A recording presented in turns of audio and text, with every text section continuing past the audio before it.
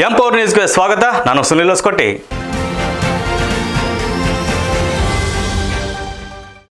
ಕುಣಿಗಲ್ ತಾಲೂಕಿನಲ್ಲಿ doctor B R Ambedkar ಅವರ 135ನೇ ಜನ್ಮದಿನ ನಿಮಿತ್ತ ಬೆಳ್ಳಿ ಪಲ್ಲಕ್ಕಿಯಲ್ಲಿ ಅಂಬೇಡ್ಕರ್ ಭಾವಚಿತ್ರವನ್ನು ಇಟ್ಟು ಮೆರವಣಿಗೆ ಮಾಡಲಾಯಿತು.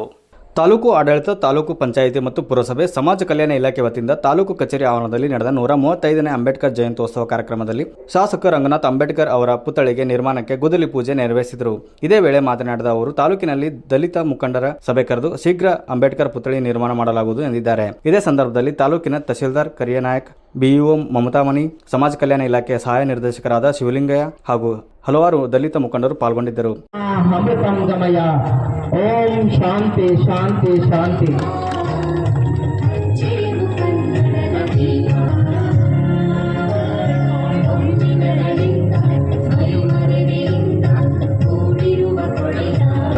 ಹಾಗೂ ವೇದಿಕೆಯಲ್ಲಿರುವಂತ ಎಲ್ಲ ಗಣ್ಯರಾಗಿ ಕೋರ್ಕೊಳ್ತಾ ಇದ್ದೇವೆ. ಒಂದು ಭಾಗ್ಯ ಅಂತ ಹೇಳಲಿಕ್ಕೆ ಬಯಸುತ್ತಾ, ಎಲ್ಲ ಪ್ರವೃತ್ತಿಗೂ ಮನಸ್ಸೇ ಮೂಲ. ಇವತ್ತು ನೀವೇನಾದರೂ ಕೂತು ಮಾತನಾಡಿ, ವಿಮರ್ಶೆ ಮಾಡಿ, ಚರ್ಚೆ ಮಾಡೋದಕ್ಕೆ ಮನಸ್ಸು ಪ್ರಮುಖವಾದಂಥ ಸ್ಥಾನ. ಅಂತ ಶ್ರೇಷ್ಠವಾದಂಥ ಮನಸ್ಸಿಗೆ ಎಲ್ಲ ರೀತಿಯ ಬೆಳಕನ್ನ ಕೊಟ್ಟಿದ್ದಂಥ ಪೂಜ್ಯ ಸ್ಥಾನದಲ್ಲಿ ಇರುವಂಥ ಅಂಬೇಡ್ಕರ್ ಅವರನ್ನ